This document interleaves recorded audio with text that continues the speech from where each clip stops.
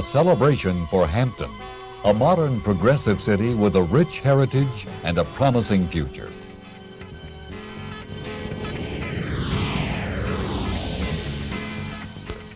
Where high technology and a traditional seafood industry live side by side in harmony. 1985 marked Hampton's 375th anniversary as the oldest continuous English-speaking settlement in America. With a lot to celebrate and seeing an opportunity to promote Hampton's current surge of energy, City Council appointed a Citizens Committee to conduct the anniversary. Council set very definite goals for the year: to develop a sense of civic pride, to encourage economic development and tourism, and to leave a legacy for future generations.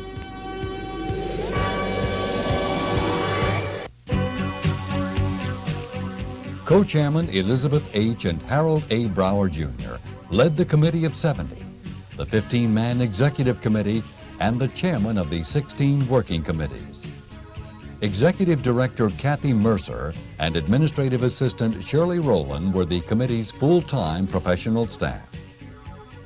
Helen Erickson of the Recreation Department recorded and transcribed the extensive minutes of every full committee meeting.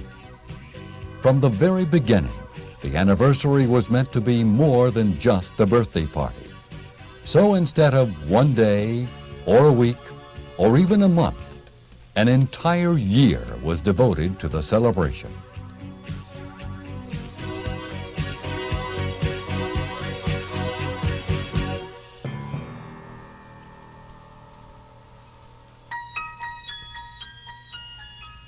A theme evolved, first from the sea, first to the stars, a theme to tell of Hampton's historical significance and her unique dual character. The distinctive logo would become a familiar part of everyday life, a visible reminder on a Pentran bus, motor vehicle decals, as a postal cancellation on more than 2 million pieces of mail. Months of research, imagination, and brainstorming generated an ambitious master plan for the celebration. This roadmap for the birthday divided the year into 5 segments or periods of emphasis: the celebration premiere, the celebration of the mind, the birthday month, the celebration of the spirit, the retrospective. Each segment emphasized an aspect of Hampton's character.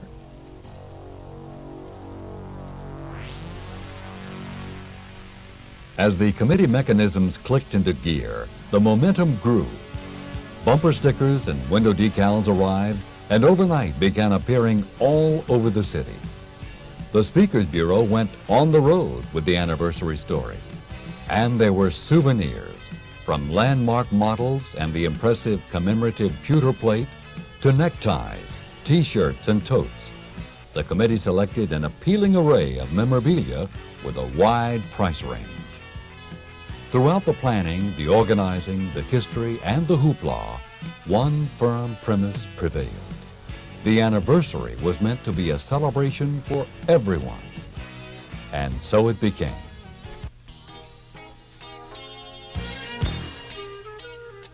A look at the year's events, from the kickoff to the parade and beyond, clearly shows that Hampton's people wanted to be a part of the birthday year. To introduce the 375th to every household, a flyer with a cutout model of the Godspeed was sent with state income tax forms in November. The celebration officially blasted off with the celebration premiere on February 23rd in Hampton Coliseum. More than 9,000 enjoyed the first major event of the anniversary.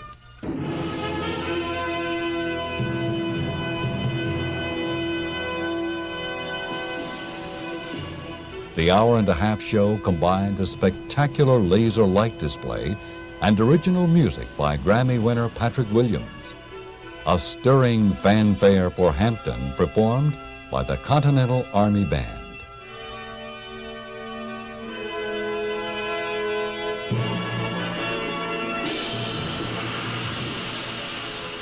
The responsive audience saw historical vignettes, which captured highlights of Hampton's 375 years. Lou Catron's script employed historically accurate accounts by John Smith. Special guests included sponsors, councilmen, and businessmen. Besides the performance, there were other attractions. The perimeter of the Coliseum became a panorama of 40 exhibits which told the story of Hampton's thriving business and technology, as well as the strong civic orientation of its people. From the beginning of the year, independent interested groups and individuals designed programs, created commemorative activities, or themed annual events for the 375th. One of the first of these tie-in events was a series of presentations about historical architectural features in Hampton structures. The trend was consistent throughout the year, from model railroad enthusiasts to motorcycle buffs. They became a part of this special year.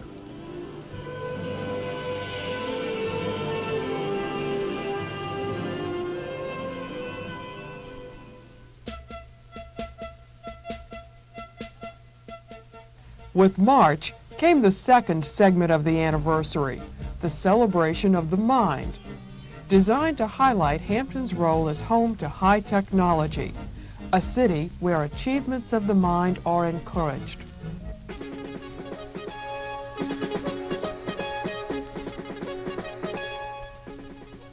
In recognition of this segment, NASA saluted Hampton with an open house on April 27th. It was the first in 10 years, and it drew more than 12,000 visitors, fascinated at the working world behind Hampton's space pioneers who first touched the stars.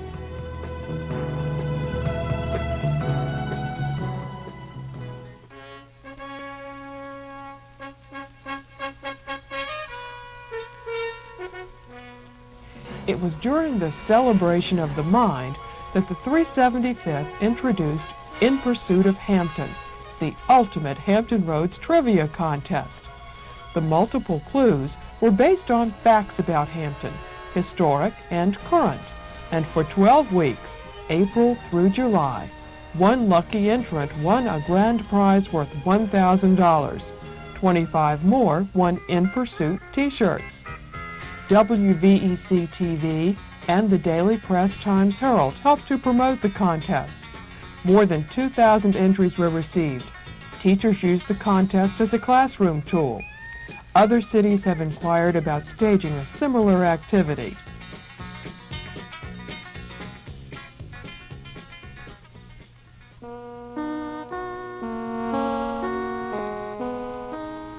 Then there was the good ship Godspeed. Hampton sponsored the captain, George Sally, and Tormey and her husband, Jim, were part of a Hampton delegation present when the beautiful Virginia windows were dedicated at St. Catherine's Church. Among the group were Virginia's governor and first lady. When the Godspeed departed England on April 30, she carried treasures of the anniversary, a commemorative pewter plate, a flag, and the original sampler, designed by Anne Drummond and worked by 20 Hampton needlewomen. Across the sea and later to the stars, these items would eventually be placed in the new museum. The Celebration of the Mind continued. Schools, both public and private, brought the anniversary into the classroom, the art studio, the performing arts. A Hampton history curriculum took form. Gifted students made a trunk of presents for the children of Southampton, England. And on April 30, the Coliseum was filled with the sounds of 3,000 students performing in a 375th anniversary concert. Dr. Jim Steele directed. Awards were presented to the winners of essay and poster contests. The quality was professional and imaginative. The dignity of the Emancipation Oak graced the site of the May 5th Law Day observance by Phoebus High School. The day was called Stand Up for America, and the anniversary co-chairman, Harold Brower, delivered a patriotic message on behalf of the 375th. In the schools, the birthday inspired songs, original drama, and recreated vignettes from the celebration premiere. Among the private and parochial schools, Gloria Day Lutheran devoted an entire day to the anniversary celebration. The May 18th opening of Fort Wool highlighted another important era in Hampton's history. A four-legged General Wool was on hand, as well as representatives from Hampton University, private business, and city government.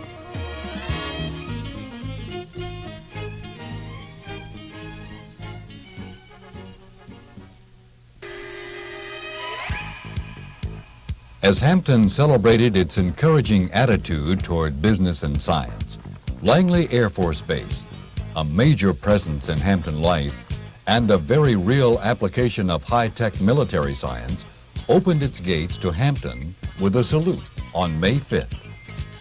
Councilman Melvin T. Butler and his wife Frances were among the 150,000 spectators who thrilled to the Golden Knights and the fabulous maneuvers of the Thunderbirds.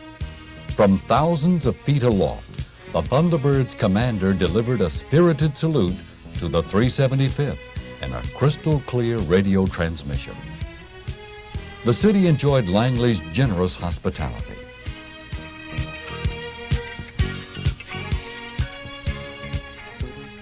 NASA and Langley's open houses were superb opportunities to display the 375th exhibit to thousands of people. Clara Shenpaw and other committee volunteers manned the exhibit and promoted upcoming anniversary events. Through directly sponsored and tie-in events, this was a celebration for everyone, including wheelchair athletes. On May 29, the Whirlwinds took on the City Council Crab Pots in an exciting game sponsored by the Mayor's Council on the Handicapped. On May 30, more than 1,200 youth jammed the Leggett parking lot. They were there to dance to the sounds of DJ Joe Smooth at an anniversary-sponsored street dance. As the birthday month approached, the anniversary-inspired concerts. At Fort Monroe, the Continental Army Band played Under the Stars at the Chamberlain Gazebo. In that serene setting, the audience included Hampton's Mayor James L. Eason and his wife Midge. Hampton Center for the Arts and Humanities hosted Walter Nuna and the Virginia Beach Pops at Mill Point Park. And Ed Kilgore reflected the warm response of the crowd to the beautiful music themed for Hampton's special year. The arts were alive and a vital part of the anniversary. Betty Smith's School of Dance themed their recital for the 375th with original choreography depicting Hampton history. And the 375th display continued to travel to malls, to churches, publicizing the July birthday events coming up.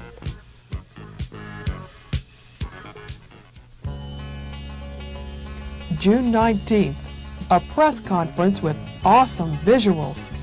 The plans had been kept under wraps, but the moment came for co-chairman Brower and birthday chairman Ann Kilgore to reveal the exciting details. They outlined the series of major festive events slated for July. Fort Monroe's 3-day open house and July 4th celebration. The July 9th birthday observance. Heritage Holiday on July 13th. And the big parade on July 20th. The momentum of excitement and involvement was ever growing. The Peninsula Fine Arts Center hosted an exhibit of art themed for the Hampton anniversary. Paintings, sculpture. The logo appeared on the municipal golf course and at the Cool Jazz Festival press luncheon, where Mrs. Bill Harvey, Councilman Baxter Simmons, and Assistant City Manager George Wallace announced the exciting bill of entertainment. Leggett Department Stores commissioned well-known artist Franz von Bars to paint a Hampton montage and presented it to the city at an elegant reception on July 2nd. During the course of the year, the Anniversary Committee made more than 35 television and radio talk show appearances.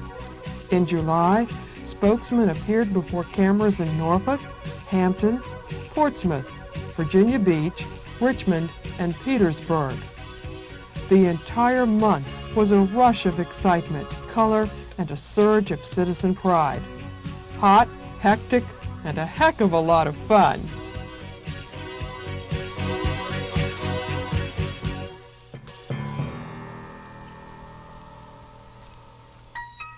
First in the series, Fort Monroe's open house and annual 4th of July fireworks, this year expanded into a 3-day event.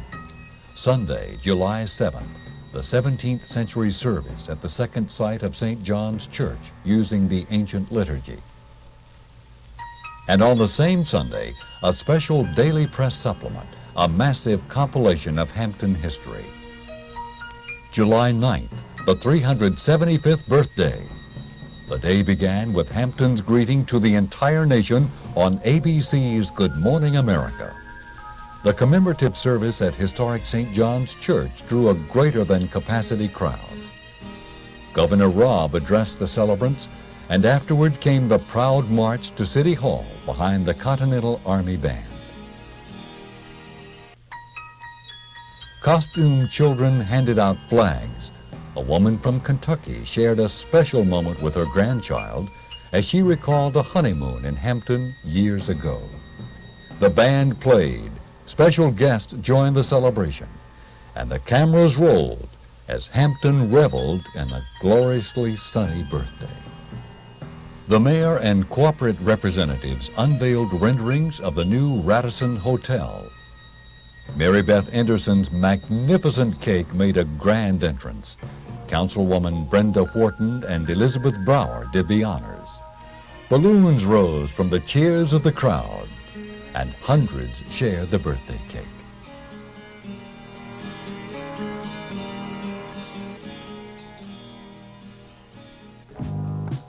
Three days later, on July 12th, Eden Gallery hosted a special exhibit of Virginia artists.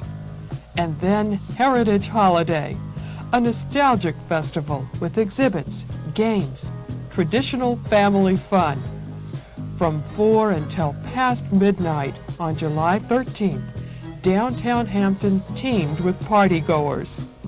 The event opened with the swearing in of new citizens at Mill Point. Musical entertainment, dancers, games and displays, souvenirs of the anniversary.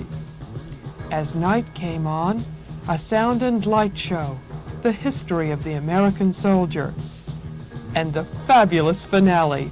To the strains of the Continental Army Band, Boom Boom Zambelli's fireworks spectacular exploded over the Hampton waterfront. The Fox Hill Heritage Festival, a 3-day event of fun and food. The 375th co-chairman had pleasant duties, tossing the first ball and planting the first kiss.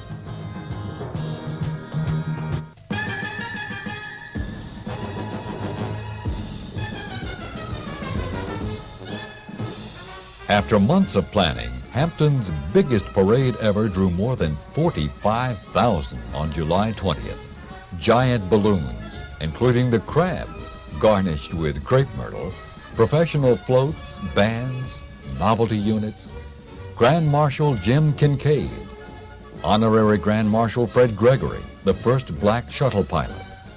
More than 100 units, including a moving appearance by the Vietnam veterans, the first time they had marched as a group.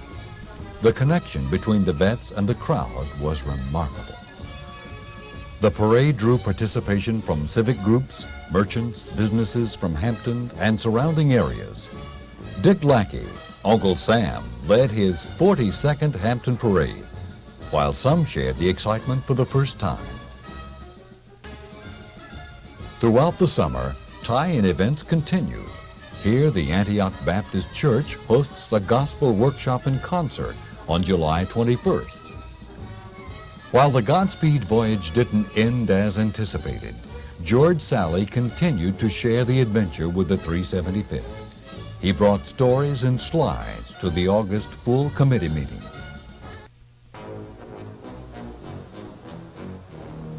September, and the celebration of the spirit. Bay days, bigger and better than ever, with tall ships, fantastic seafood, Aldo Cella, Amorous Aldo, and Commodore Ann Kilgore. And fireworks, a 30-minute extravaganza by Hampton's favorite, Boom Boom Zambelli. The central message of this segment, that Hampton's rich spiritual history is still a vital part of the city's character. 375 years of challenges and successes. A very special program, chaired by Martha Green, brought several hundred to the Hampton University Chapel on September 29th. A tree planting at Fort Monroe in honor of the 375th. And Phoebus Days, added to the fourth segment of the anniversary. On October 12th, an ecumenical service unlike any held in Hampton before presented hundreds of voices in a mass choir. There were handbells and timpanis, and a moving message by United States Senate Chaplain Richard Halverson. Halverson's message reaffirmed the validity of the celebration, the value of appreciating the heritage of a city and striving to fulfill its promise. And at NASA, the anniversary treasures carried on the Godspeed and then on the Space Shuttle Discovery were returned to the committee, from the sea to the stars, and destined for presentation to the new museum.